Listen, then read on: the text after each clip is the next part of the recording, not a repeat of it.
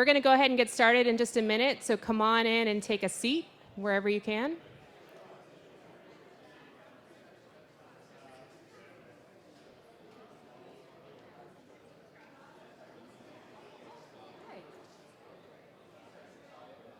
I have your stuff right there.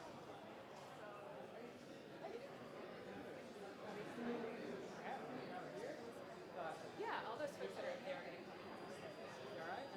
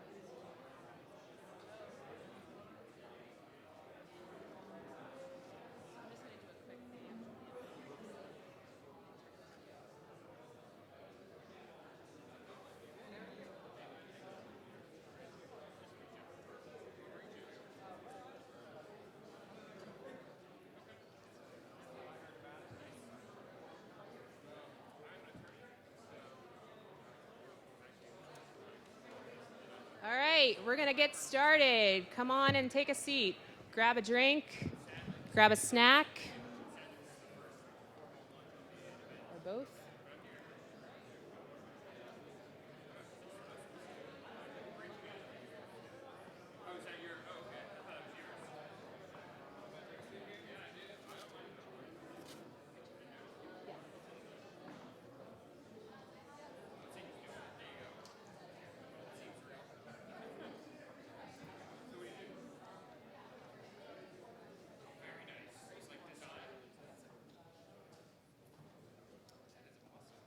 All right, we have a full program, so we're going to start as close to on time as we can.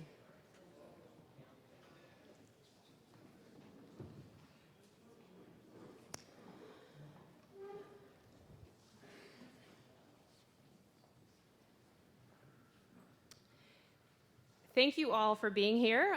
My name is Julie Goff, and I lead up the J. Hurt Hub for Innovation and Entrepreneurship here at the college. Tonight, I will be serving as your MC for the 2018 Davidson Venture Fund Pitch Competition. We have a full program for you. It's very exciting, high energy, so we don't want to waste any time getting started. So to kick things off, please join me in welcoming Davidson College President Carol Quillen. Thank you, Julie. It's great to be here. It's nice to see everybody here. I think this is the first time I've actually had the opportunity to speak in this amazing space, and that feels very appropriate since we're celebrating innovation and entrepreneurship, which very soon will have another amazing space to be in, thanks largely to many people in this room. The Hurt Hub will open soon. None of this, not our innovation and entrepreneurship program, not this amazing venture fund competition, not the Hurt Hub, none of this would be possible without the inspiration and the generosity and the ideas of Marion Nisbet and her son Chip Nisbet. Marion is here with us. Marion and Chip, several years ago now, sort of inspired us to think about innovation and entrepreneurship in new ways, and started this program and this venture fund in memory of the late Olin Nisbet, class of 1963. And we are so grateful for this opportunity, this venture fund, our innovation and entrepreneurship program, which embodies the spirit of Olin Nisbet and which we get to experience every day. So I hope you'll join me in thanking Marion and her son Chip. Marion's here with us. Thank you.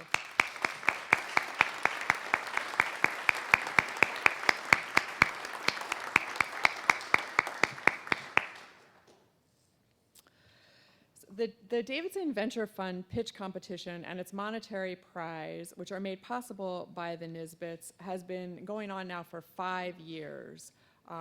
And 5 years, some amazing success. I know Julie will probably tell you a little bit about last year's winner at some point. I'll keep you in suspense. And it's been really fun to see how the ideas of our students and young alumni have matured over that time, and to listen to the amazing ideas that they have and have learned to refine and hone through a process of mentorship that this competition makes possible. Our 5 finalist teams today represent diverse ideas and creative thinking and a willingness to tackle big issues, which we think really resonates with the liberal arts education that they've all received at Davidson College. Although unique in their business ventures, all our young entrepreneurs share a Davidson education. They bring interdisciplinary thinking, creative problem solving, and a willingness to learn and pivot when they encounter setbacks in their entrepreneurial journey. We are grateful that they are brave enough to take the stage today in front of what I know will be a critical and constructively critical audience. And I want to wish all of our finalist teams good luck. Thank you again for being here. I think you're in for a real treat. This is always such a fun event. And without further ado, I'm going to turn it back over to Julie. Thank you so much. Thank you, Carol. So before we get to the pitches, I want to share a little bit about how our finalist teams made it to tonight's competition. Back in February, Davidson invited current students and young alumni to apply for the 2018 Venture Fund Prize. By late March, we received a competitive pool of 17 applications representing a diverse range of ideas and industries. On March 29th, we notified our 5 finalist teams. They were immediately introduced to their respective mentor teams, each comprised of 4 experienced entrepreneurs. Our mentors include Davidson alumni, members of Launch LKN, and the Charlotte startup community. And many of our mentors I know are here with us tonight to cheer on our finalist teams. And take a look at their name tags because they have their mentees listed on their name tag. So we want to give a big thanks to these mentors who generously volunteered their time these past few weeks. We know it was not without some late nights and early morning phone calls. And we know that our finalist teams have benefited greatly from your expertise and your wisdom. So thank you so much. Please join me in thanking the mentors. Now, for some other important folks in the room tonight, let's meet our incredible panel of judges who are all seated at the top of the house tonight. First, we welcome Jay Hurt, Davidson class of 1988. Under Jay's leadership, the Hurt Company grew to be one of the nation's largest privately held oil marketing and distribution companies. He guided the company through multiple acquisitions and the strategic expansion of products and services. In 2010, Jay was instrumental in the creation and formation of Relodyne LLC, founded through the simultaneous acquisition of the Hurt Company and 3 other industry leaders. He also serves as a member of the Board of Visitors here at Davidson. And if Jay's name sounds familiar, that's because it should. Jay's generosity and commitment to Davidson and the entrepreneurial spirit of our campus and our broader community here tonight has made it possible for us to open the Jay Hurt Hub for Innovation and Entrepreneurship this coming summer. Please join me in giving a warm welcome and a big thanks to Jay Hurt.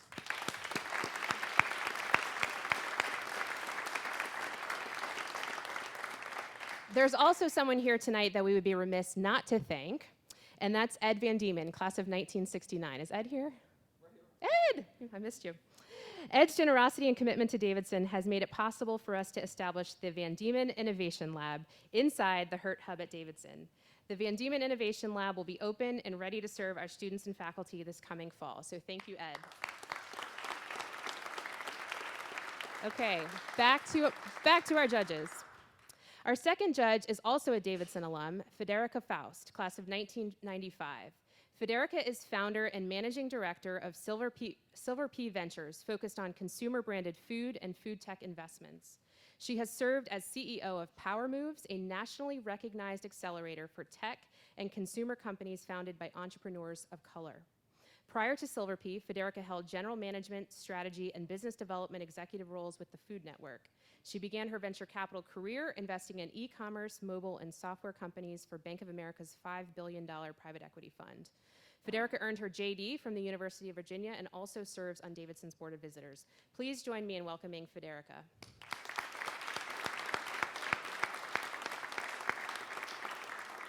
Our third and final judge tonight is Don Rainey.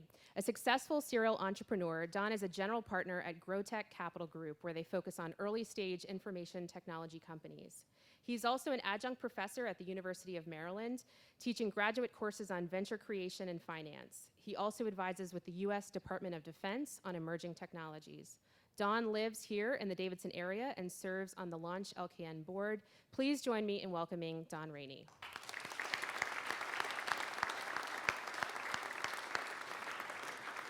Okay, I think it's time for what you've all been waiting for, those pitches. Here's how tonight's gonna work. We have 5 teams competing for the Davidson Venture Fund prize of $25,000 in investment in their company. Each team will have 5 minutes to give their pitch, followed by 5 minutes for questions and answers. We will always ask our judges to ask their questions first, and then we will open up to the floor. So if you have questions, just raise your hand. We have mic runners who can bring you a mic here on the stairs.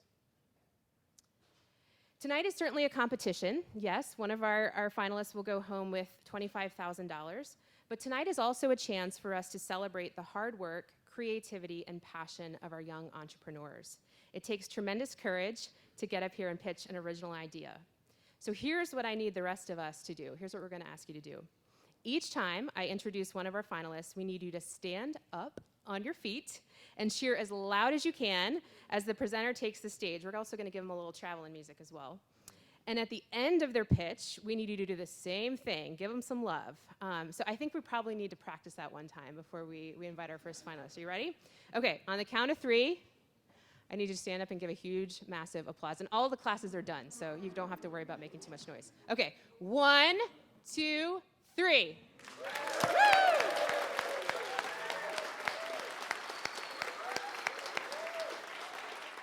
Okay, that was amazing.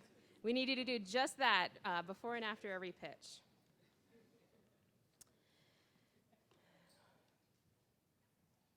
All right. We'll begin tonight with the American moderate. Davidson Jr. Kenny Sue is actually studying abroad this semester in Edinburgh, Scotland. He and his co-founder, Farouz Adams, a senior at Southern Methodist University, will be pitching virtually tonight. This is a first for the Davidson Venture Fund, but we want to embrace the spirit of innovation and taking some risks. We have practiced, we have tested it out. So we're just gonna go for it. Gentlemen, I hope you're ready.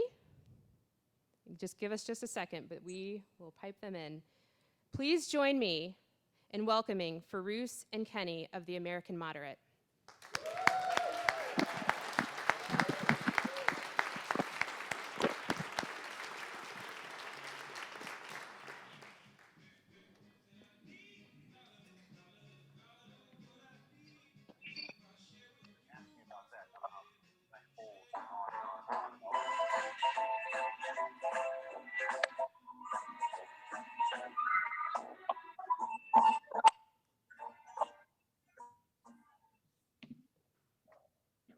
Hello, everyone. I'm Farouz Adams with my colleague Kenny Xu. The problem that we're trying to tackle is that opinion commentary has devolved into partisan bickering in which it has become very difficult for people to know what are the facts, what are the issues, to get balanced perspectives on different sides of an issue. And we have talked to many folks, be it young people, teachers, and educators, and this is a problem that seems to crop up repeatedly. One such person we spoke to is a history department teacher named Mark Shelley from Princeton High School. He says that he spends hours a day combing through YouTube and social media trying to find appropriate videos for his students, and that's where we come in. Kenny, take it away. Absolutely, Farouz. So the American Moderate right now, we are producing intelligent, knowledge-packed video debates on contemporary issues, right? We live in an age right now where people have fewer options for video political media than ever, and are also growing less satisfied with these options. I mean, who here is satisfied with CNN and Fox News? So our target audience right now is politically engaged individuals, 16 through 45, the most likely people to consume this kind of media, and also educators, the kinds of people who want to approach these things and share these balanced perspectives with their students. Our company's goal is that in 3 to 5 years, we will be the go-to source for opinionated commentary. We want to be a more trusted brand than the talking heads at CNN and Fox. We want you to think, when you think of intelligent commentary, I want you to think of the American Moderate. let's talk a little bit about who we are. Currently, we're a highly active group, the American Moderate, a highly active group of over 800 young political thought leaders from all sides of the political spectrum. So we have people from the left, from the right, people involved in the Democratic Party and the Republican Party, Goldman Sachs people, people from Yale Business School, and we're coming together and we want to produce these debates, high quality, highly credible debates. Our website is active and rich in traffic. You can go to it right now, theamericanmoderate.com, with over 3,600 likes on Facebook. But we want to make this pivot towards video debate media. So how are we going to approach this? What's our vision? Well, first of all, we want to create a quality product. So what I'm about to show you, obviously the graphics aren't the best because we don't have the best equipment, but we put together just a little snippet of a debate between two people. As you can see right here, these are two people who are talking about Wall Street and whether it needs reform. You know, on the left you have Cory Walker from Yale Business School. On the right you have Roberto Limas from Goldman Sachs. So these are people, you know, and you can kind of get the structure of it. It's a split screen kind of debate. We're going to produce hundreds, even thousands of these. These will be our content, our quality product. Next, we want to set ourselves up for marketing success. I want to tell you right now, our timing is excellent. We live in an age right now where over 40% of Americans consider themselves politically engaged. That is more than ever. And that means more people than ever are consuming news. Our launch is focused, therefore, needs to be focused on building brand to reach this audience rather than revenue. So at the end of year one, we want to cultivate 1 million impressions on our Facebook page and on our website. Then, as our brand reputation increases, we want to leverage our brand into subscriptions. We want to provide 2,000 subscribers with content. That means you pay $5 a month, you get access to all the video content that you want, all the video debates that you want. We want 200 of these people to be enterprise subscribers. So people who come in and subscribe for their university or their college. Then 3 to 5 years, we want 50% public visibility, 1,000 plus enterprise subscribers. That's our vision. Now let's talk about what will happen with your $25,000. First of all, 5,000 of those dollars will go into fixed costs. Obviously, we need equipment, we need cameras, we need microphones, software, applications, Premiere Pro, Ever, those kinds of things. 5,000 of those dollars will go into production of the launch video. We want to use a viral marketing campaign to provide a really solid foundation of solid launch video, such as the one that's used by dollarshaverazor.com. To really go out and to hit people with a huge audience for this launch video. And then 15,000 of those dollars, obviously, is the distribution of our launch material, our video, our demos, across multiple targeted marketing channels to achieve the kind of audience that we want. In conclusion, right, politically engaged people, which are more than ever in America, you want a more intelligent, but you want an equally convenient alternative to CNN and Fox News. So well, our vision is that we want to be producing these opinion debates. So when you think of intelligent commentary in a convenient viral video format, you are thinking of the American Moderate. Thank you very much.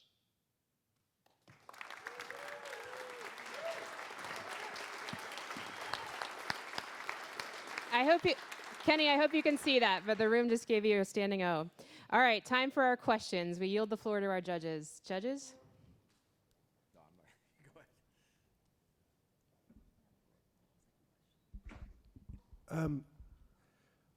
I've invested in a lot of companies that market to the American consumer.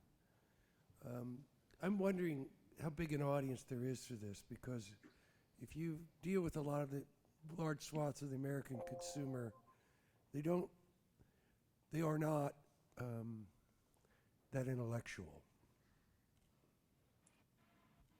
How big is the audience for this? Could someone repeat that question? I couldn't hear it as well. I'm not complimenting the American consumer. Kenny, can you hear me? Yes, I can hear you. The question is, how big is your audience? Absolutely. So our audience right now, I told you before, our target audience is politically engaged individuals between 16 and 45. And Americans who make up 16 and 45 are, between those ages, are about 180 to 200 million people. And then 40% of those consider themselves, politically engaged. So we're really talking, a ballpark amount of 70 to 80 million potential visitors. And if you could even get, 10% of those people to subscribe to the American moderate for $5 a month, you're talking about $5 a month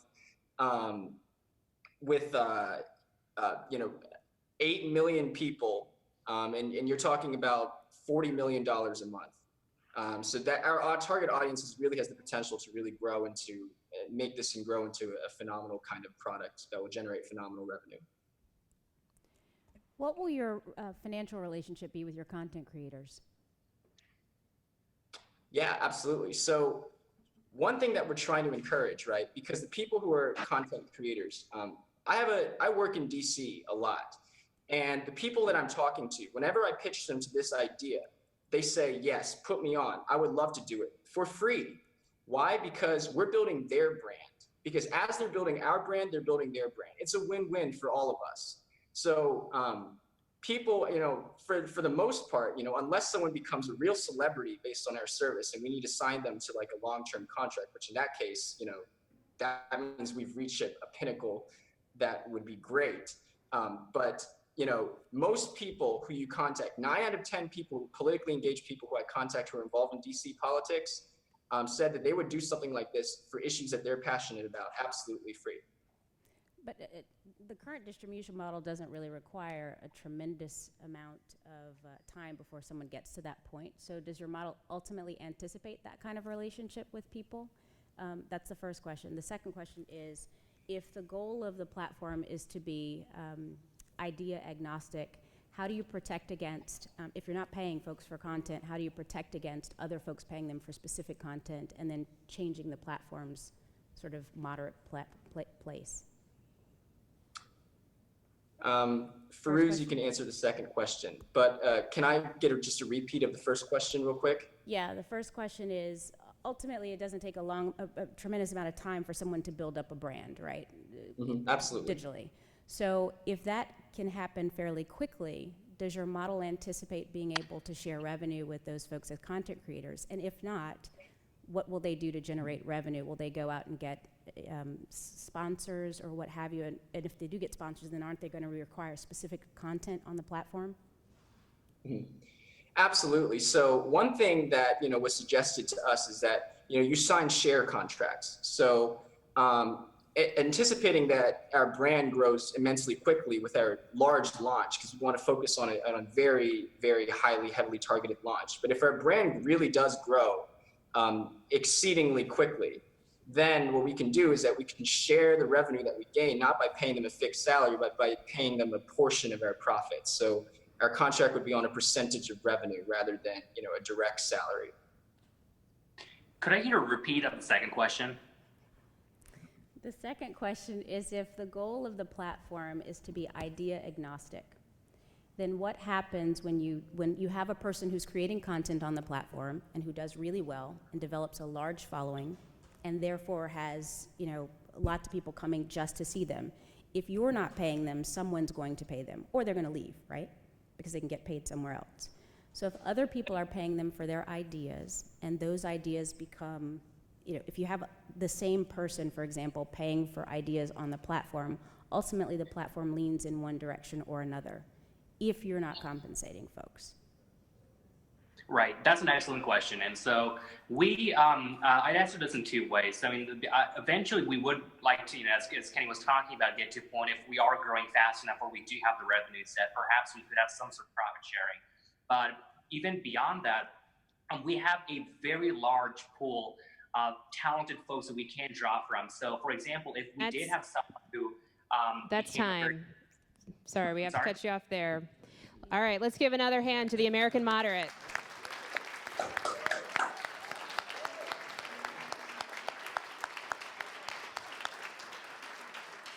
All right, you're going to get your workout this afternoon.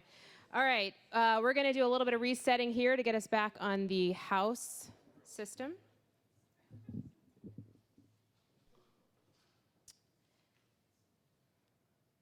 Next up, our next presenter, we have Maya Packer, Davidson class of 2017 and founder of the Scriba Planner. Please join me in welcoming Maya.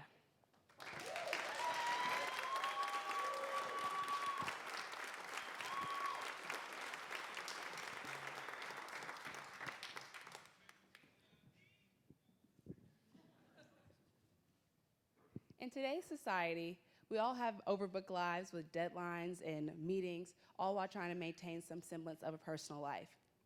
Wouldn't it be amazing if we had someone develop and plan our lives for us?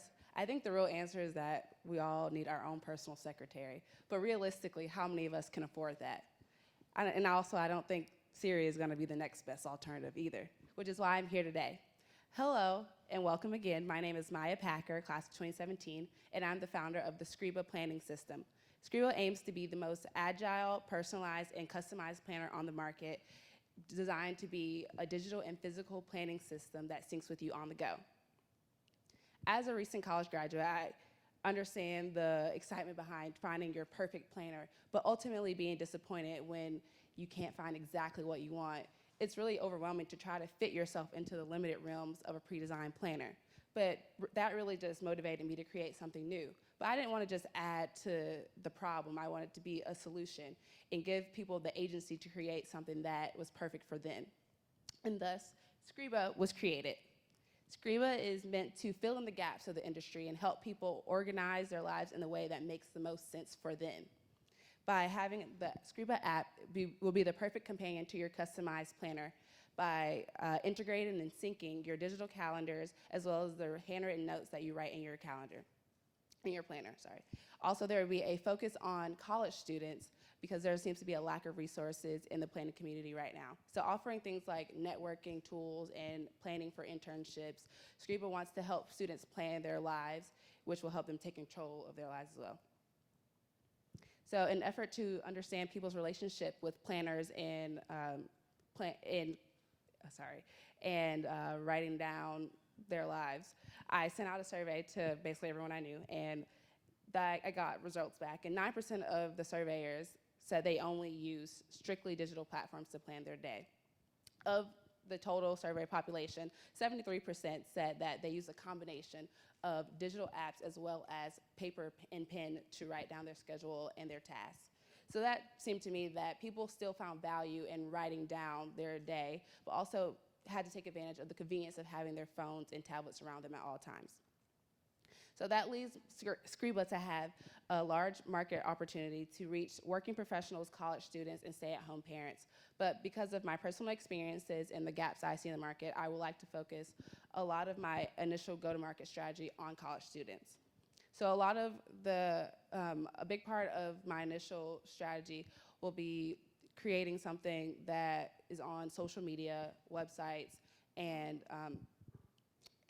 online advertising because college students have a large online presence.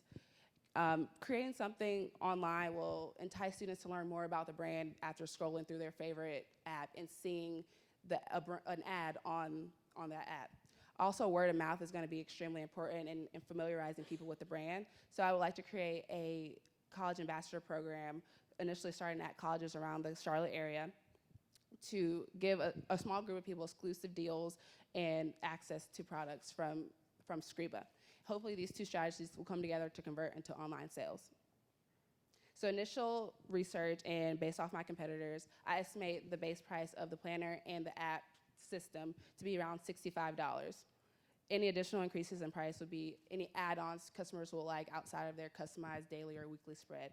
And for that 9% that want just digital platforms, I want to offer 99 cents a month, a monthly subscription. So here are some of my competitors. Some of them do have customizable features, but none of them integrate an app with their physical planner. So today I asked for $25,000 to help with everything from research and development to product to go into market. So with research, I want to figure out which tools will be most beneficial to my customers. The largest bulk, about $15,000, would go into creating the actual app and the web interface to design the planner as well as the planner.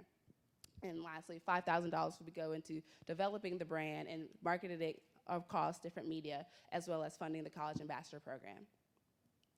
I believe that with this investment, Scriba can make a difference in the planning community as well as in the lives of college students. By utilizing the benefits of digital and physical planning, Scriba wants to help people be equipped to better prepare for their futures and control their lives. Thank you.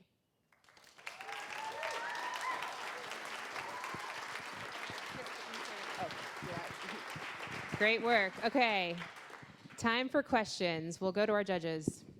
So, if I understood your survey correctly, there was a preference, at least half of your 73% would prefer a written type physical, as you call it, planner. How do you integrate the physical with the digital? I'm not sure I'm clear on how that happens. So my idea is to have either a pen that works with the paper to record your writing to go straight to your app, or even an app, a feature in the app that can be integrated where you can take a picture of the page and it'll have some kind of handwriting recognition where it'll go to, so say you take a picture of your to-do list, which will be set out on your planner because you customize it, so the system will know that's where it is.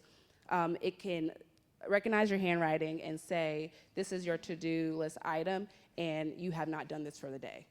And just the app is a good addition to remind you of all the things that you need to get done, and just if you need a quick look and don't have your planner on you at that moment.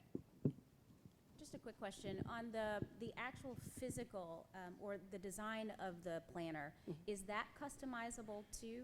Yes. And if so, if for the physical one, as I carry around my passion planner here, but is the physical one, how will you print out the physical one if you're using the app to design it? I get that, but how do you get the physical one to look exactly like So having a web interface, so will serve as an online market. You can design, so my idea is to have like a drag and drop feature. So you'll have the page where you can design, and you can say, okay, you'll have a template basically. You can say, I want a to-do list here, I want a weekly reflection here, I want my weekly schedule here.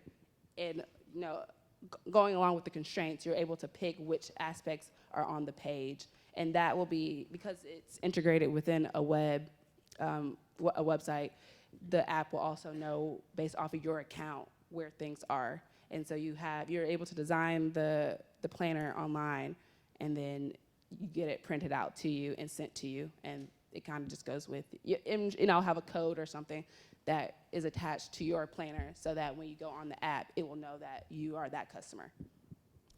I'd like to leave some time for audience questions, so I'm going to turn it back to you. All right. Anyone from the audience have a question? Raise your hand.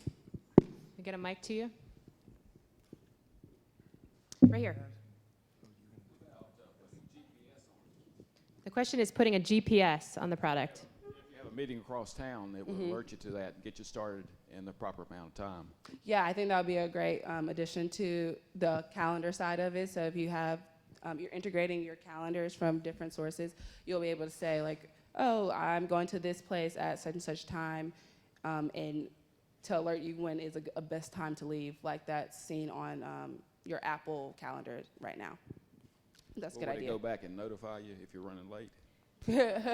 Yes, it will. So if it will let you know when the event has started, because so you'll know that you should be at this place at that specific time.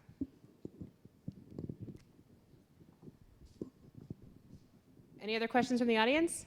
If not, we got a few seconds. Jay. So I'm curious, will your mother send each of your first 100 subscribers a T-shirt? I'm just curious. I think that's a great marketing idea. Thank you. So yes, my mom designed these T-shirts for me today. So, but I think that's a good idea. I think that actually would be great for the college ambassador program, giving different swag and exclusive items for them to just promote the brand. That's it. We have one more minute. Anything else you want to add? All right, we'll let you go. Okay. All right, one more round of applause for Maya. I get that.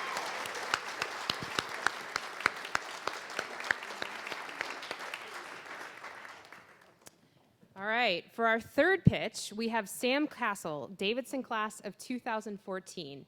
Sam is the Chief Technology Officer for NALA. Please give a warm welcome to Sam Castle.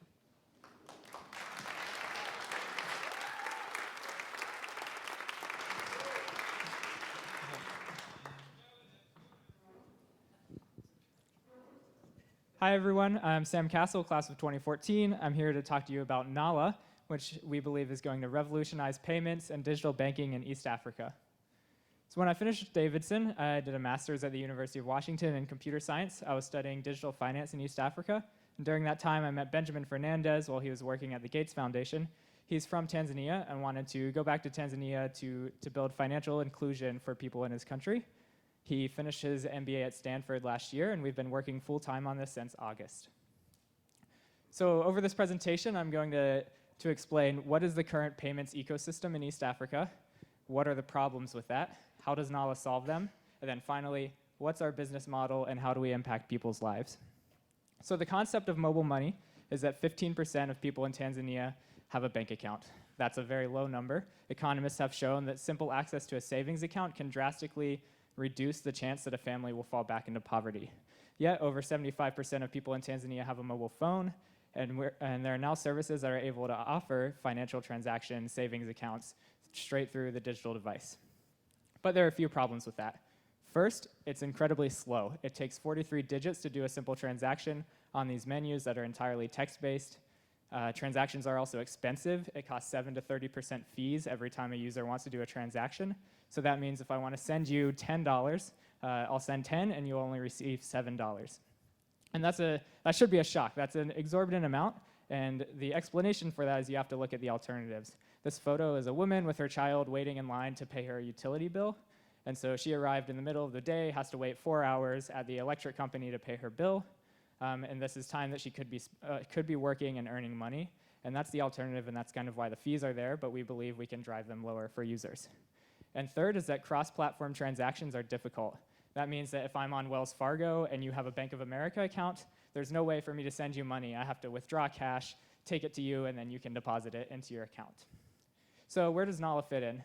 NALA is an Android application that's 7 times faster than the current system because we do it with just 3 clicks rather than those 43 digits. We don't require any internet, and so we can process transactions with only a 2G connection. Users don't have to have a data plan, which is a huge selling point for us because users are extremely cost conscious. They don't want to pay money for the internet plan. It's all in one, so you can manage multiple accounts within your app, and you can also send money to people on different platforms as well. And we provide things like transaction history, budget information. We believe this will empower users to take control of their finances. In the current industry, users are charged for everything. You have to pay a fee to check your balance or to get your transaction statements. NALA provides this for free. We're also working to lower the fee so that users aren't charged that 30% per transaction. And it's secure bank-grade security, computer security, and mobile money is what I was working on during my master's degree. So how does NALA make money? We currently support 3 types of transactions: person-to-person, mobile airtime purchases, which is buying SMS or minutes for your phone, and bill payments at the electric or water company, as well as merchant payments as well. Each of these, we can receive a 4 to 12% commission on each payment that comes directly from the phone network operating the mobile money wallets. Phase 2 is when we expand more into a digital bank, and we can offer these higher level services such as lending and insurance, and offering reduced fees to lower the margins but increase transaction volumes. Finally, how can NALA improve people's lives? I mentioned already the current system is not accessible for low literate users. It's entirely text-based. There's no access to your financial history. You have no access to loans, and you're locked in. NALA, we specifically designed it to be accessible for low literate users with our graphical interface. We're going to offer future access to capital for small businesses, and it works between these multiple payment providers. So a bit about our timeline. We've been working since last August, doing over 2,000 interviews with users as well as software development. We did a beta test with our Android application last March with 200 users. We launched publicly last Thursday with absolutely no money spent on advertising. We have 600 downloads over the weekend. We have over 100 reviews on the Google Play Store, all of which are 5 stars. And Benjamin, I didn't mention this, but he used to work in the TV industry, and so he has a really big brand in Tanzania, and so we have over 50,000 people on our wait list currently that we haven't sent it out to, making sure that everything is working correctly.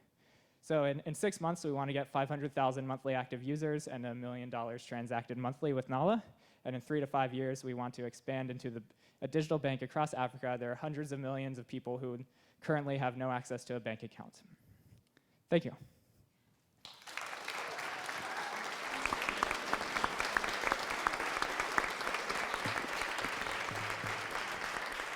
Thank you, Sam. All right, judges, what are your questions? I sold oil for a living, so you're going to have to bear with me on the question. If only 15% of the Tanzanians have bank accounts, 75% have mobile phones, where does the money coming from? And in order to use your device, are they opening a bank account, or where does the money parked if they don't have a bank account? Yes, yeah, sorry that wasn't clear. The bank accounts, I mean traditional account with a bank, and in the past 7 years, they have a mobile money account, which is provided by the cellular carrier, and now they send cash into the system through basically a human ATM. So the Verizon and the AT&T are acting as payment processors, and they're the ones charging those really high fees. And so about 46% of Tanzanians currently use mobile money regularly, so that would be the mobile money account. And how much do you guys charge? What's your scrape in this? So for the phase one, where we're just the interface, we only charge for the airtime top up or the bill payment, and that's 4 to 12%, which is industry standard. There's precedent for the current aggregators making those charges. As far as the digital bank phase, I want to see the transactions. Currently, users are charged for absolutely everything except for putting money into the system. We plan to charge about 4% at most for peer-to-peer transactions. That's kind of an industry standard in other places. I want to see that go as low as possible, though.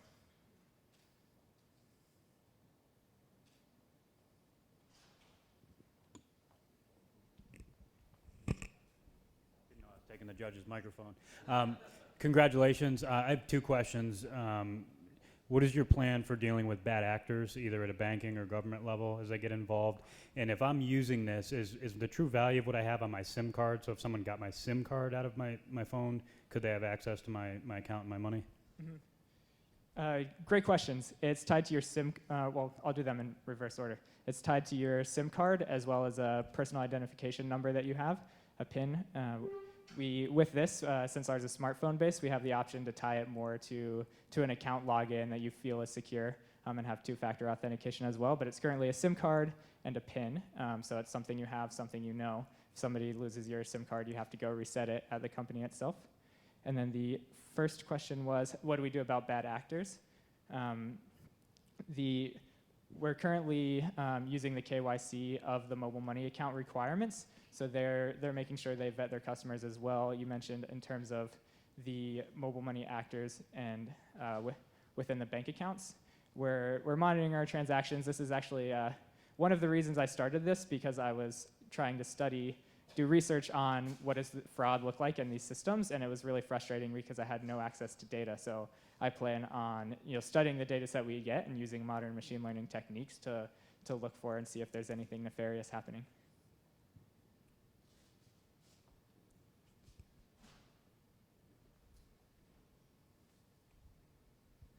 Fighting with Bob here. Why sub-Saharan Africa, and can you give me a brief rundown of the competitive landscape? Sure. Sub-Saharan Africa, we believe there's a big potential for impact because there's a huge spread of mobile phones, a lot of people who are unbanked, and a relatively lower standard of living currently, fewer access to financial services where the traditional banks can't build brick-and-mortar stores there. And naturally, we're starting in Tanzania because the CEO, Benjamin, is from Tanzania, and that's his location. The competitive landscape, we're strategically not competing with the current mobile money wallets. When we move into digital bank, that'll be a competitive factor for us. And the main competitors we see right now are the bill aggregators. There's one called Cellcom and one called Maxcom in Tanzania. Cellcom has about 60% of the bills, so electric bills, utility bills, run through there, and all of the cell phone providers want to get off Cellcom because they kind of dominate the market and can charge whatever they want. Time for one more question. Over here.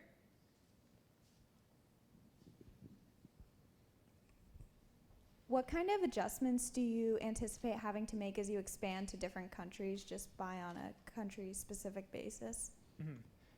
I think that's a great question. I think the most difficult will be making sure that we're operating within the regulatory framework, especially as we're calling ourselves and offering banking services. Each country has a different use case.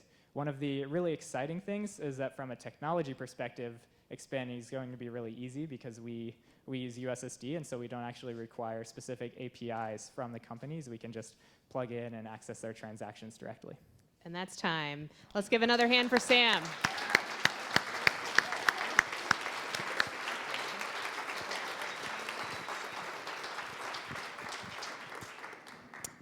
Okay, we're going to keep our Davidson alumni streak going. Next up, we have Sarah Shaw, Davidson class of 2017 and founder of Blooming.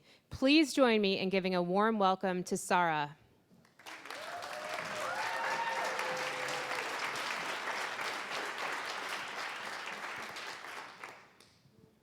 Hi, my name is Sarah Shaw, and today I'm here to talk about Blooming.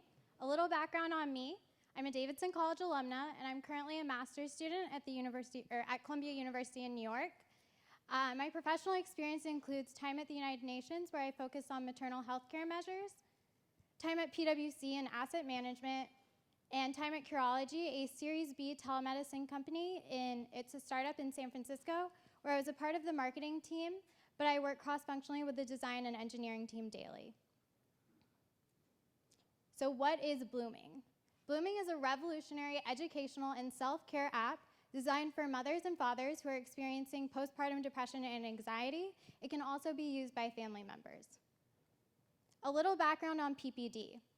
70 to 80% of women will experience the baby blues after birth. This is a normal form of depression that usually occurs 1 to 2 weeks after giving birth. However, 1 in 4 women will experience a much more serious type of depression known as postpartum. This is different from postpartum psychosis, which is more extreme cases you may hear of on the news where moms harm their newborns. I just wanted to clarify that those are completely different. 8% of adoptive parents will also suffer from PPD. This is because the bonding process is different with an adopted child. Contrary to popular belief, men also suffer from postpartum depression and anxiety. 1 in 10 new fathers globally will suffer from PPD, and there's a high correlation rate. You're 50% more likely to get PPD if your partner is also suffering from PPD. The market. So today I'm going to focus on the domestic market. There are about 4 million live births in the US every year. That's about 950,000 women who will go through PPD in the US alone. 300,000 dads. A Chicago Tribune article just last week said 1 in 7 fathers will suffer from PPD in the US, so it's slightly higher than the global rate, and 11,000 adoptive parents. That's an overall US market size of 1.26 million potential customers, and that does not include the family members who can also benefit from this app.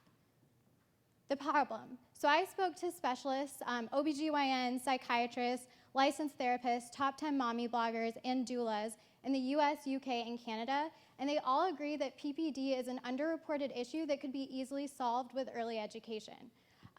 They all agreed that this education should be provided before the birth of the new child and would be most beneficial then. And 50% of women actually experience symptoms of PPD during pregnancy, proving a need for early symptom recognition and education. So here is Blooming. I'm going to walk you through the app. Here, when you click on the app, you can choose whether you're the birthing partner or the supporting partner. Family members can also choose the supporting partner option, and there'll be geared trainings based on whichever option you choose. Here, you'll check in for the day and log your mood for the day. We're asking Jane how she's feeling today. She says not great, and though it looks like a chatbot software, it's actually a prompt-based software. And even though Jane is not great today, we send over a supportive message encouraging her to continue to check in. And this is the meat of Blooming, the tailored daily audio training. This one specifically is the first in the 7-day pre-birth series, and it's called The Science Behind Postpartum Depression and Anxiety. There'll also be a daily journal option, meditations, mindfulness exercises, and a blog community for users.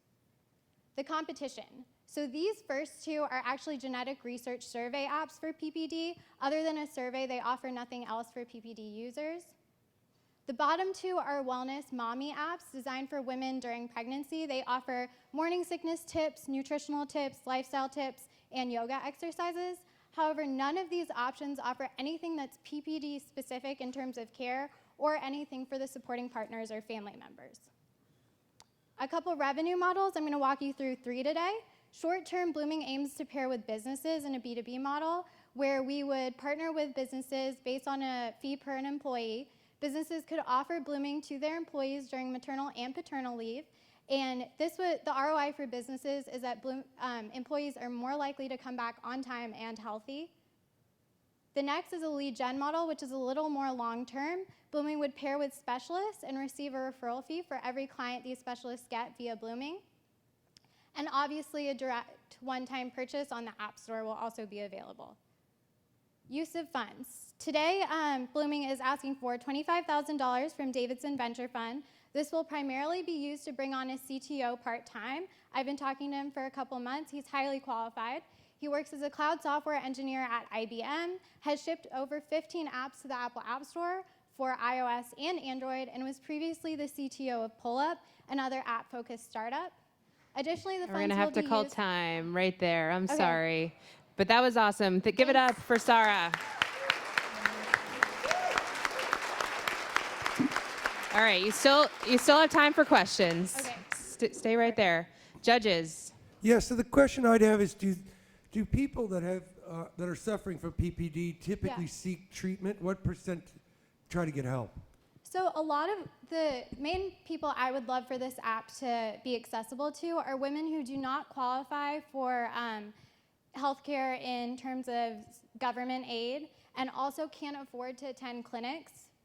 So they're the ones who actually don't get any aid at all. But people who do qualify for social clinics actually get the best care. Otherwise, people will tend to reach out to their OBGYNs, but a lot of times it's later on.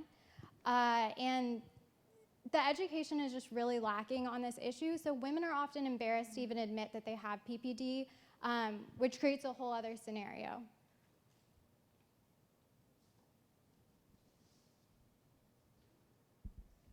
Is the app a content creator or an aggregator of existing content? Help me understand kind of how the content is produced and delivered. So the content primarily will be daily audio trainings that will be recorded by me based on information I've learned from, the specialists. The specialists will also come on and do some of the trainings. I've spoken to quite a few who are willing to do that for a price.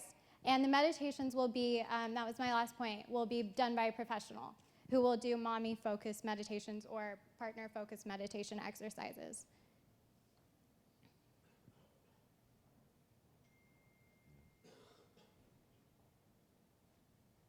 Audience questions or any more from the judges? One right here. Can you get him?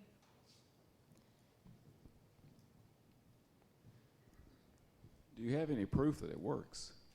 Or is it too early? I don't have any proof that it works, but all of my resources said that early education, just making parents aware of what's going to happen and making them realize what they're going through is completely normal. Blooming ultimately wants to end the stigma surrounding PPD. A lot of moms can't admit that they have this because they're too embarrassed. They feel like they should be bonding with the baby right away, but it's really hard with that first baby. And if it's hard for moms to admit, it's even harder for dads to admit that they're suffering from PPD. That's a question. So you're actually focusing on a very focused group of people. Yes. And you actually have more opportunities after you reach these people. For example, when their child are born, then you can do business with, for example, child care and mother care. What's your plan for these? So ultimately, I'd love to do the lead gen model, which I mentioned, and this would be with doulas, lactation consultants, OBGYNs, therapists, and they would probably advertise on Blooming, and we would receive a referral fee for every client they got via Blooming. So it's providing them with outside resources, because this obviously isn't a substitute for medical treatment, but just that education can dramatically improve PPD for all of these women and men. And a lot of times it's actually the family members who notice the person is suffering from PPD, so the ability for these family members to use Blooming will be great, because they'll be educated and be a little outside, so they can really see if the partner is starting to act differently, and they can offer this resource to them. Do you ever anticipate having a teletreatment portion of the app, or no, you only want to do? Could you repeat the question, Do you please? ever anticipate having a teletreatment portion to the app or component to the app, or no? Eventually I would like to do that, but right now I really just want it to be an educational resource, because I worked at a telemedicine startup in San Francisco, and the regulations are different for every state. So providing treatment like that is very difficult in terms of an app. And I would love for it to be international and be in Canada and the UK, because there's a huge market. Those places are a little more socially conscious of depression. So just dealing with those international laws would be a little difficult, but I'd love to keep the referral-based component to it.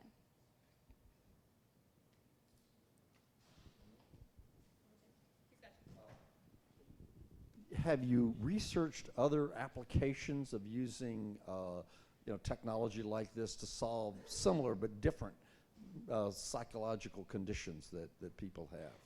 So there aren't any specifically for depression, but there are a lot in the health and wellness area. There are a lot of self-care apps right now. So I actually had these pregnancy apps downloaded on my phone, and I'd use them every day and see how they provided resources. So none of them really offer that self-care aspect, and since a lot of moms are embarrassed to admit to it, this provides a private space where they can learn about it and really understand what's going on with their bodies and seek care that way. So it's more an educational resource.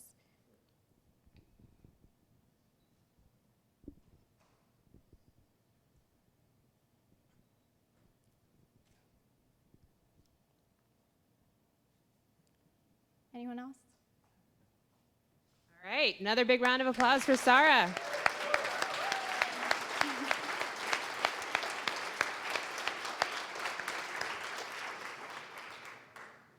Had some extra slides. There's a lot of them. I'm going forward. Yeah, you're good. Sorry. You're good. All right, gentlemen, you ready? All right, our final pitch tonight is from Lucid LLC. Lucid was co-founded by Andrew Asher, David Danielson, and Adrian Mayans, all juniors here at Davidson. Please join me in welcoming Andrew and his team. Andrew will be pitching for Lucid.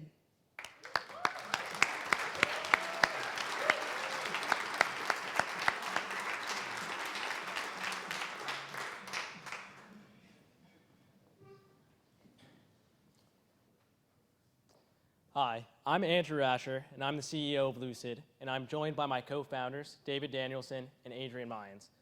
Together, we have created a better way to clean building exteriors by combining the versatility of an industrial flying drone with the cleaning capabilities of a pressure washer. In last year alone, over $9 billion were spent on cleaning building exteriors. Our patent-pending technology can use automation programming as well as artificial intelligence to clean in less time, with less cost, and less danger. So no longer will we have to continue suspending human workers from great heights just to effectively clean. Our proprietary technology makes use of a unique adapter mechanism as well as a tethering solution, allowing us to supply pressurized water and cleaning solutions to clean surfaces such as windows, brick, concrete, and more. We're able to safely operate from a distance of 15 plus feet away from the building, allowing us to use a wider nozzle to cover more square footage in less time. Also, we have an intelligent flight system that can easily counteract the force of the water stream while simultaneously maintaining a smooth and consistent flight pattern, even in the presence of wind gusts. As I mentioned, the market we're applying to is incredibly large and grossed over $9 billion in 2017. And this market has grown at a healthy rate of 5% over recent years, with no company having a larger share of 5% of the market, showing just how fragmented it is. A government study from 2012 found that there were over 350,000 buildings in the United States that range from 50,000 square feet to 1 million square feet. And because we can clean a variety of surfaces, we can also clean a variety of building structures, such as those found on college campuses, hotels, suburban offices, and eventually high-rises and skyscrapers. And to give you a brief idea about the profitability of this market, a local college recently paid over $25,000 to have a small two-storied academic building clean that only took a day, but they had to pay this egregious amount of money because they needed to bring in 2 incredibly expensive to rent and purchase lifts. Because the market's fragmented, our target customers are the more than 116,000 companies that operate in this space that are in dire need of innovation and productivity improving solutions. For this reason, our business plan seeks to generate immediate revenue while maximizing investor value. During phase 1, we will seek to grow organically and continue to prove the efficacy of our cleaning solution by selling our services to building owners. We'll also look to partner with 2 to 4 companies to begin teasing out a leasing model. During phase 2, we will likely gear ourselves more towards this leasing model, as it will allow us to expand geographically at a faster rate. And then, during phase 3, we will continue to expand nationally and internationally, with plans of establishing relationships with over 5,000 operations within the next 5 years. During this time, we will continue to improve our hardware and software solutions to add value to the company. Our main competition in this space consists primarily of traditional pressure washing and window cleaning companies, which spend a disproportionate amount of time on setup versus actually cleaning, due to the need to frequently move scaffolding platforms and lifts just to clean these very large buildings. Meanwhile, our drone can easily climb multiple stories in a matter of seconds. We also face unknown competition from future competitors, but we protected our competitive advantage of being first to the market through our intellectual property and our continued legal counsel. In summary, Lucid is well poised for success due to our patent pending status, with much more in the works. Additionally, market demand has already been proven, and we're capable of generating immediate revenue thanks to our functional prototype that can clean a multitude of surfaces in a wide array of building structures. Lastly, our team is incredibly dedicated and committed to Lucid's success, because given our recent developments, I found a way to graduate from Davidson a year early and will be finishing my final class in a matter of weeks to pursue this business endeavor full time. And in case you still need convincing, over the 5 minutes that I've been up here talking, our drone could have covered over 1,000 square feet and generated more than $250 worth of revenue. We thank you for your time, and I'd like to welcome my partners up and open it up for questions.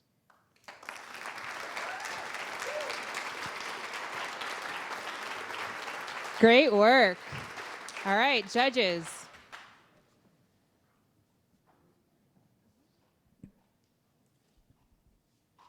A couple of questions. One, are there any chemicals used in the process, and if so, how does that relate to environmental concerns and regulations in terms of the wash?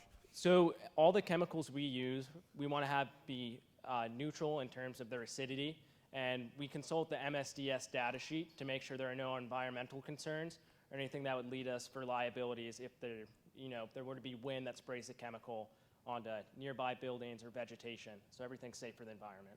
Are there height limitations on the building based on the drag of the hose and what have you?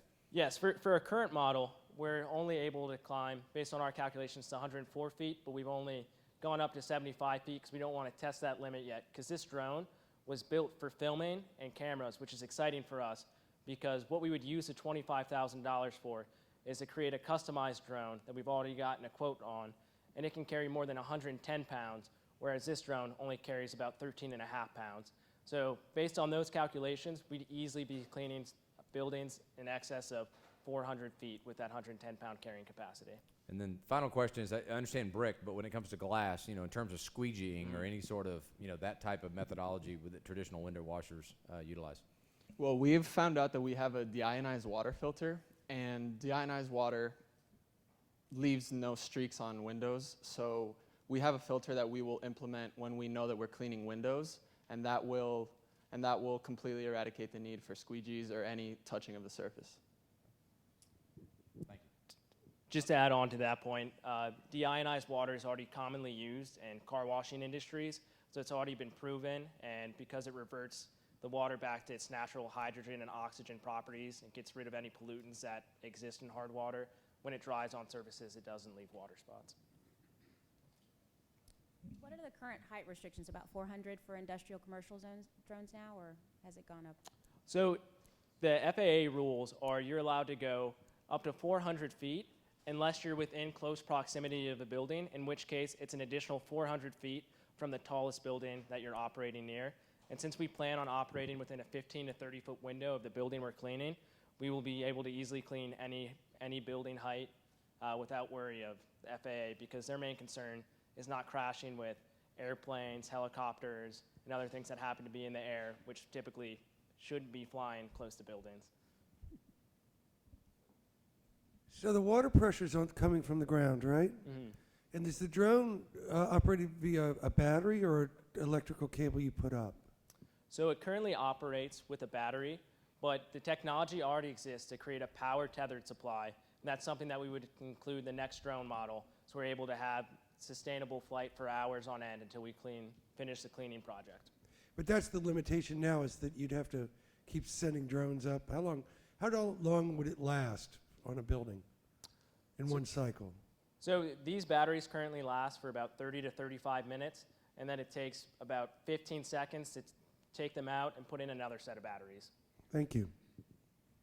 Also, to add to that, the tethering solution is only $7,000, and that retrofits to any drone. So we don't really, once we get out there to market, we don't expect to have any batteries.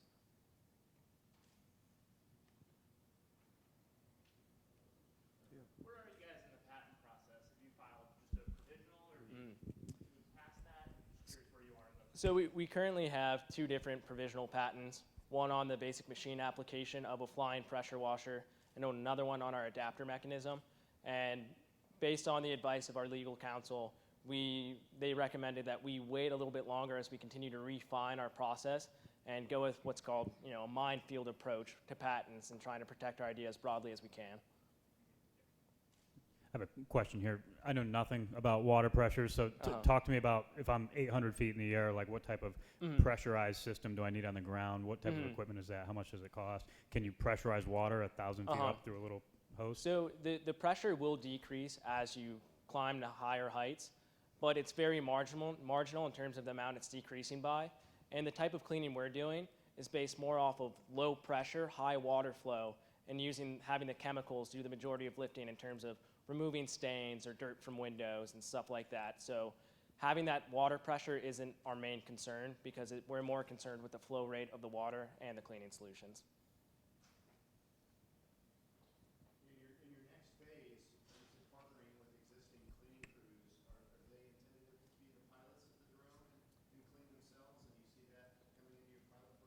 So at the beginning, we would definitely be the ones showing them the ropes, and they would have to pass their FAA remote pilot test in order to Finish your sentence.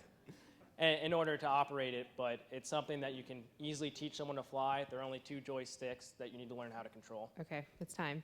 Let's give another round of applause to Lucid. Well done.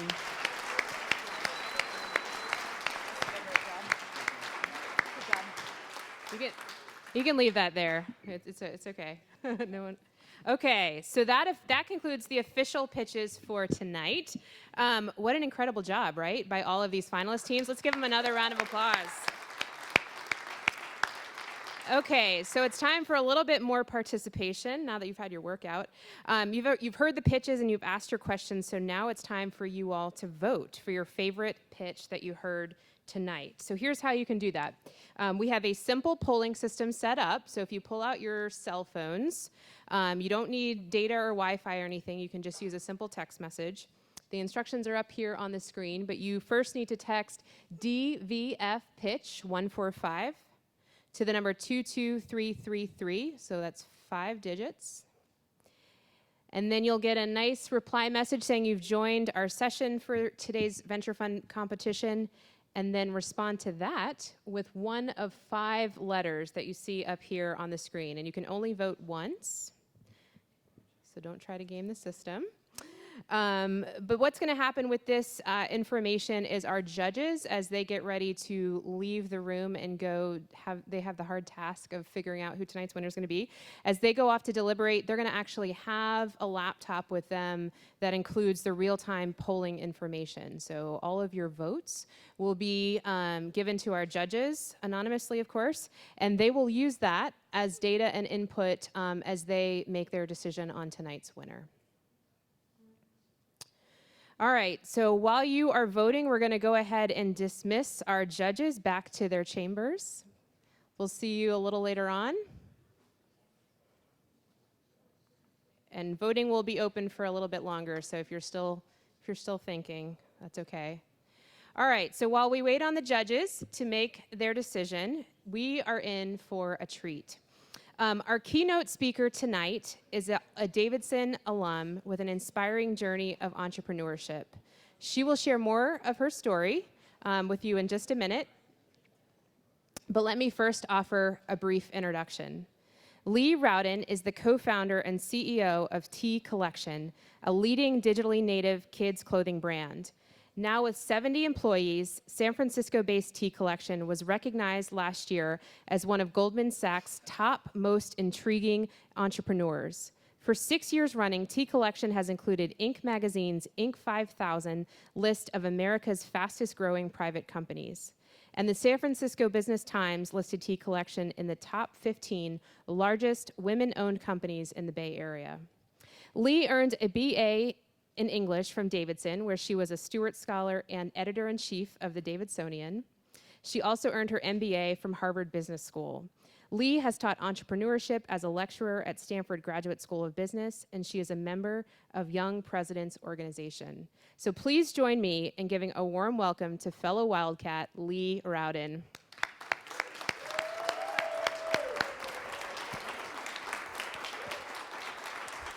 Thank you. Thank you. I am so happy to be here. I assume that everything's working here with the microphone.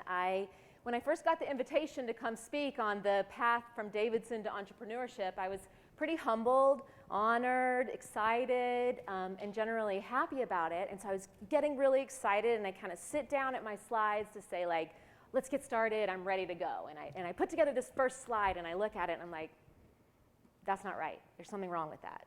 That's not right. There's not the path to entrepreneurship from Davidson. So then I'm like, let's try it again. Let's try a path from Davidson to entrepreneurship. And it's still not exactly right.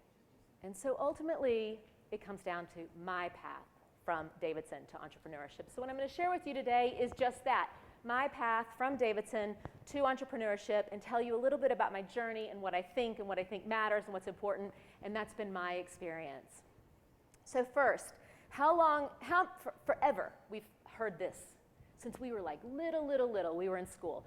Live for the journey, not the destination. And it's like, it's supposed to guide the way we live our life. We're not supposed to be so super obsessed with like where we're headed. We're supposed to be thinking hard about like just being present and being happy where we are.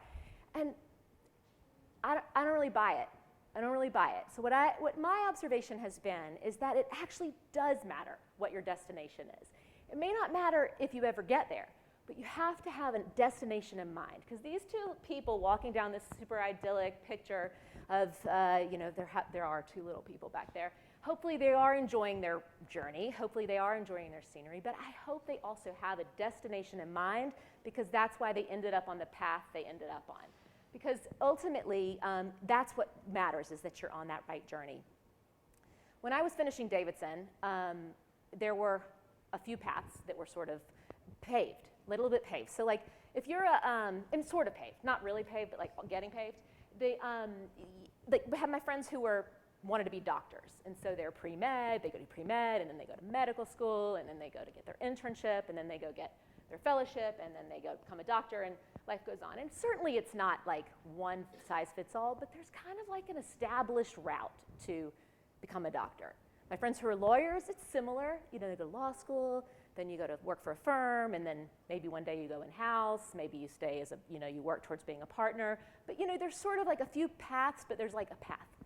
But with entrepreneurship, to spin the globe. There are so many different ways to get there. There are so many different versions, and all that really matters is which one is right for you. So how did I figure out this was the right thing for me? So there I am, and this it's actually much better if you just look out the window. It's much prettier in real life than it is in my little low resolution picture. But so there I am. I come to Davidson freshman year, and just like many people who are in this room, you arrive on campus. You're there with hundreds of other freshmen who've all kind of been on the same path so far, right? Like we studied hard in high school. We took advanced placement classes, maybe student council, sports. Like we kind of like checked all the boxes. There's kind of like everybody took a little bit of their own path, absolutely. But we kind of had a path, we land there. And now we have to figure out what we're going to do. And the first thing I thought I wanted to do, I was an English major. I love words. I love writing. I love storytelling. And I also love leadership. I did student government and Davidsonian, and I really want to make a difference in trying to figure out how to help the world be better. So I thought the answer for me would be journalism. And so I put my mind to it, because that's also one that's not like a script that you can just follow along. So I said, I need some experience. So I'm a freshman at Davidson, and I go figure out in my hometown, I'm from Memphis, Tennessee, and I figure out I can get an internship at Memphis Magazine. And I figure it out. I like find the way, I get it all, and they like say, yes, you can have an internship, and you can work for free, and come help us out. But that was okay with me, because it's like experience, and I can get some writing mentorship. But that not getting paid thing was actually a bit of a problem for me because I needed to make money for school. And the other problem I had was I only had 8 weeks because I also had a friend who was working in Jackson Hole, Wyoming, and I wanted to go visit her. And I had a plan. Like I had 8 weeks to get my internship done and to make some money. So I get home. I get home and I find like scrambling, like I need a job. And I found that Hampton Inn has a call center in Memphis. And you can sit and work in that call center and take reservations like this. Thank you for calling Hampton Inn Reservations. This is Lee. How may I help you? And you get paid like twice minimum wage. So you don't even, you can make more money and you can work afternoons, which I know, and evenings, which wasn't really that fun, but I could make a lot of money and get the internship. So it was like, this is going to work. Great. So I go to take the test on a Thursday. It's like I get home, I figure it out, I'll go to Thursday, take the test. And I'm pretty sure I passed. So I go up to the front and I say, so what's this, what happens next? And they say, well, we'll grade the test, we'll run it through the system, and if you get the job, then we will call you and you can start. And we have classes starting Monday or 2 weeks from Monday. I was like, 2 weeks from Monday, that's 25% of my summer. I only have 8 weeks. This isn't going to, in my mind, I have to start Monday. But it was Thursday. So I go home on Friday, I wait by the phone, and I wait.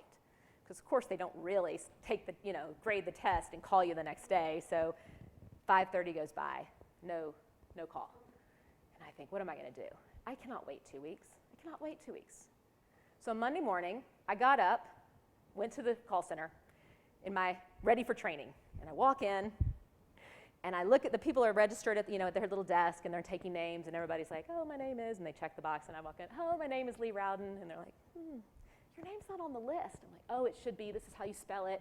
And so they write it down, L-E-I-G-H. I'm like, great. And I go sit down at my terminal, get ready for training. And all day I kept waiting for that tap on the shoulder that says, you don't actually have a job here. Why are you here?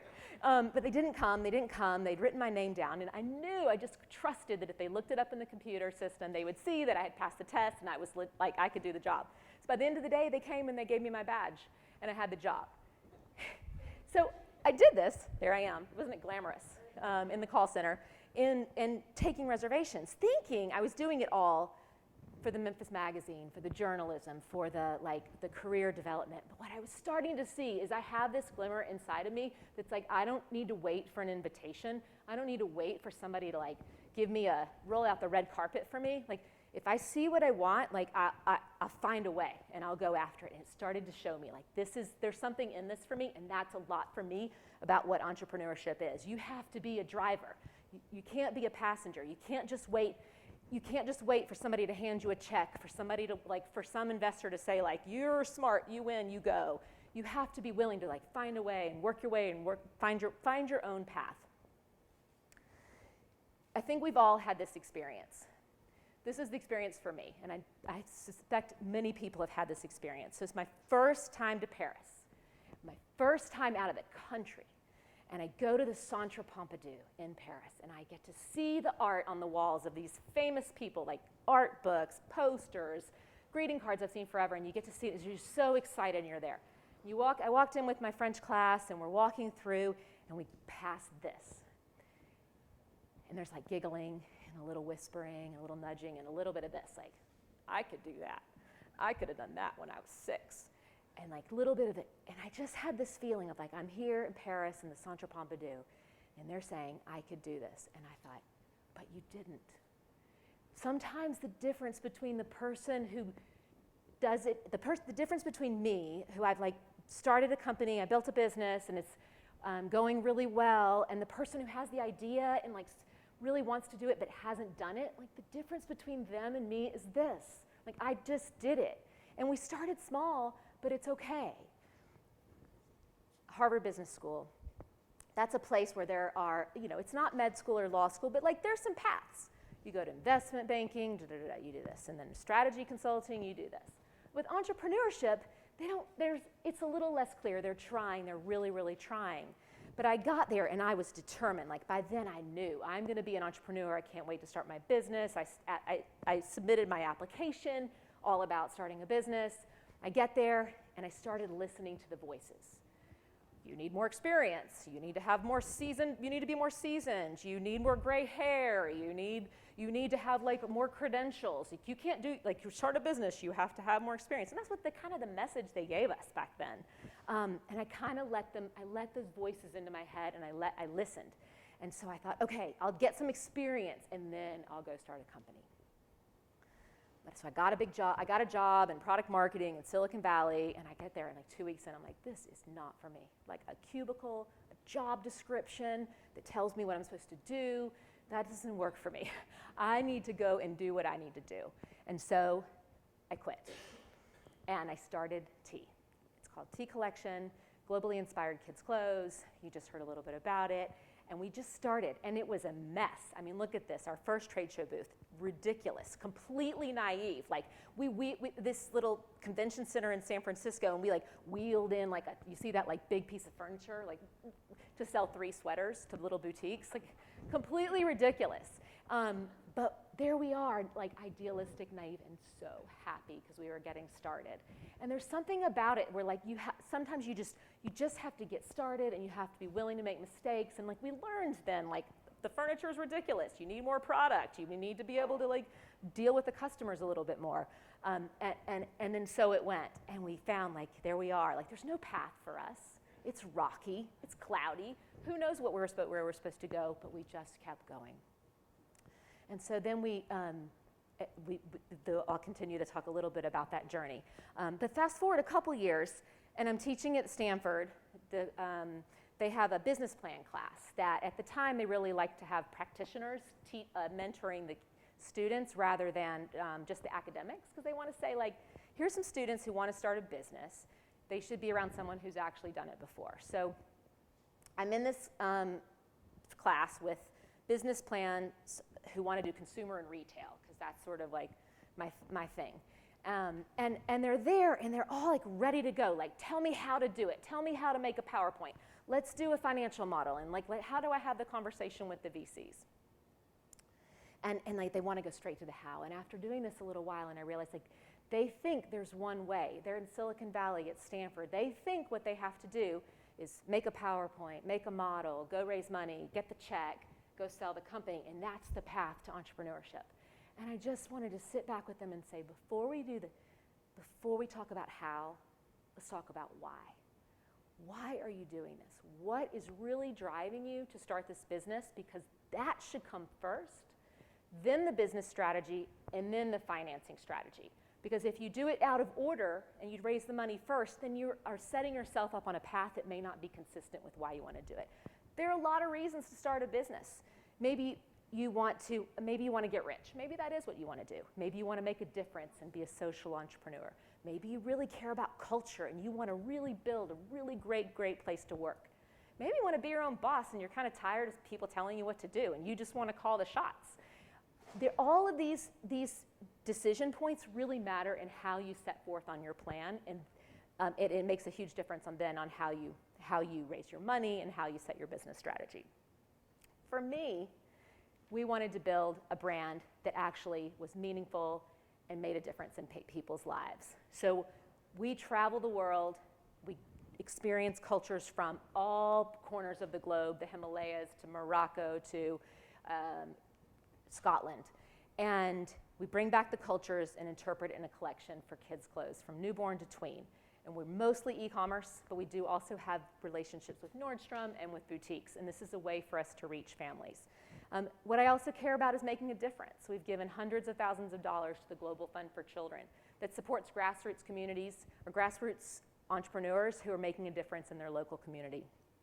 And I just want to reach families right at that time when they're thinking about how they want to raise their kids and what kind of citizens of the world they want to raise with their babies. And so I want to be a part of like this good stuff that's happening while kids are really growing up and becoming who they are. I know, the best. And then I want to find real human connections. And so my last story for you is that is a personal one, and how it really came to me to show me like this is working really well. My husband and I are committed to raising our kids and traveling the world and going out and seeing as many places as we can. And so when the boys were 5 and 7, we decided to go to Asia. It was one of my factory trips, so we kind of tacked it on, and it was an awesome trip. And so we flew to Hong Kong, and then on our way to Bangkok. And so imagine, 5-year-old, 7-year-old, flying all the way to Hong Kong, and then we had some crazy 6-hour layover. So imagine that, little kids, 6-hour layover, and then like we're standing in this line to go to Bangkok, and apparently everybody in the Hong Kong airport was going to Bangkok too, because like the line was really crazy long. So we're standing there, like I'm in like my sweatpants, I have like a ponytail, my glasses, I am like barely awake standing there. And this lady comes up to me. She says, "Excuse me, are your kids wearing tea?" I was like, oh God, here I am, like I am not in, like yes, they are, yeah, they are. And then I like think, okay, that's all I can do right now. And then my husband nudges me, and he's like, come on. You know, actually I'm the co-founder and CEO of tea. And she says, I love tea. My kids wear tea. My husband and I are Canadian school teachers, and we think it's so important to raise our kids as global citizens that we wanted to be able to afford it. So we are living in right now we're living in Shanghai so that we're teaching school there so that our kids can learn Chinese. We've lived in Europe. We've lived all over, and that matters so much to us. It really matters to me what you're doing and what you stand for, and I love that your kids are in tea. So there she is with my boys, and like super, I mean, this screen is so, but you see, there they are, her 2 boys wearing tea, my 2 boys wearing tea, and it was a beautiful thing. And then the last, like sometimes it's a personal connection like that, and sometimes you have the moments like this that make you realize like this is what really matters to me. You may remember when there was a little 2-year-old girl who saw the portrait of the First Lady being revealed, and she was just standing there in awe. And Michelle Obama went to see the 2-year-old. Oops.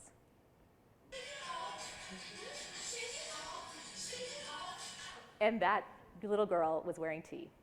And that was a beautiful moment for us to feel like it all come together like that, somebody who matters so much. And so I leave you with this. It's your own journey. It's your own map. You can't do it alone. This is my husband and my 2 kids. We have to consult with them, and we're in Venice. We have to look at the map sometimes. We have to ask the guide for directions. You can't do it alone, but it has to be your own story and your own path. If you look to one of the most famous entrepreneurs of all, and one of my favorite quotes, "Time is limited. Don't live someone else's life." And that really has always really been important to me, because maybe your path isn't entrepreneurial. Maybe it is a paved road that like is a freeway that's going to be fast and it's going to be fantastic. Maybe it's a dirt road. Maybe it's you have to hack your way through the woods, or maybe it's a dock and you have to run out and go swimming in the sea. It's your own path. All that really matters is you set your own destination and you follow your own path to get there. So I wish you well on your journey, entrepreneurial or otherwise. And I hope that even along the way, you enjoy the ride. Thank you.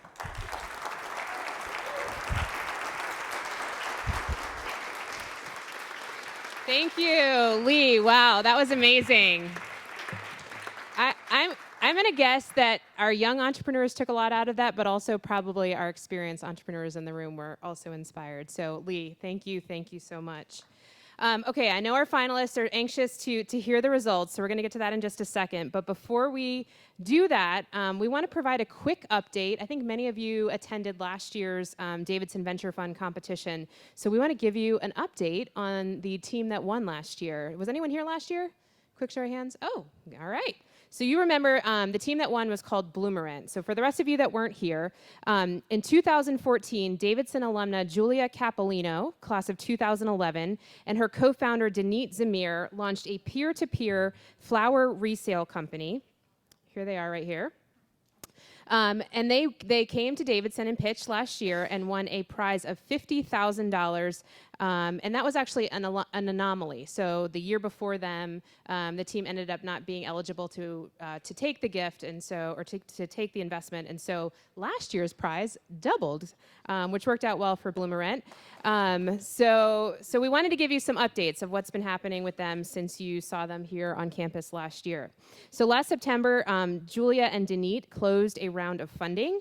They subsequently brought on a full-time developer, and they have also launched a new product called Bundles by Bloomerant.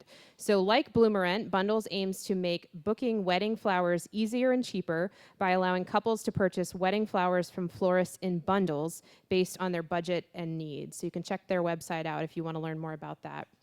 Bloomerant has also enjoyed some recent media attention. They were featured just a few weeks ago in the Sunday New York Times, telling you how to save money on wedding flowers.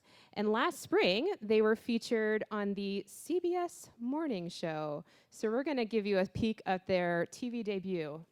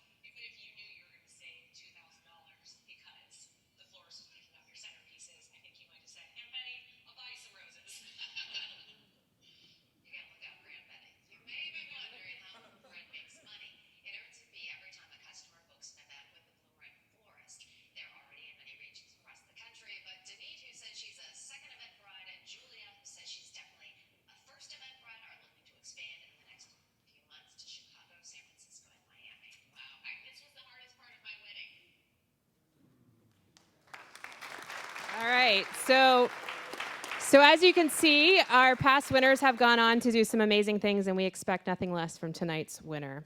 So I think we have kept you all waiting long enough. It is finally time to announce the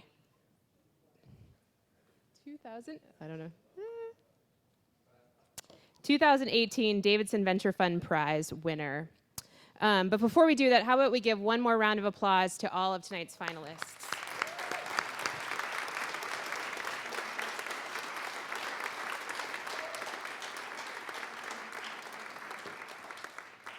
All right, our judges have come down to the front to join us for the awarding of the prizes. So, finalist teams, are you all ready? How are you feeling? Good. All right, we still have Kenny and Farouz with us. Okay. The winner of tonight's 2000 Davidson Venture Fund is actually two teams. The judges have decided to divide up the total prize of $25,000 into two even awards of $12,500 apiece. The first winner of $12,500 in investment is Nala. Come on up.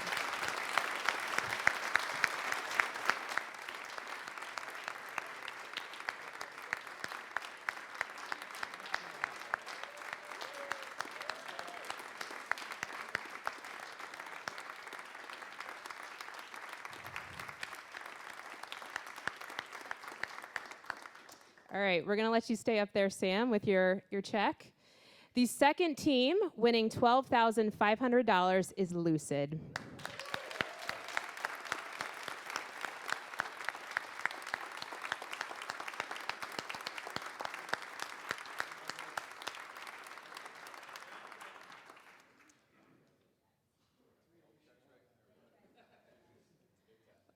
There you go.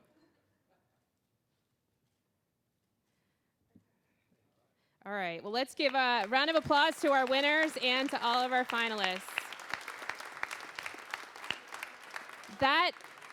That concludes the formal program for tonight, but we have prepared for you a wonderful reception, so we invite you to stick around. We have beer, good food, and fellowship for all. So our finalist teams are going to be sticking around for a while. Please come introduce yourselves and meet them. And thank you again for coming out tonight to support our entrepreneurs. Thank you again, Lee, for your amazing story. And again, let's give our young entrepreneurs a big round of applause. All right, have a great night. Travel home safely, and we'll see you next year.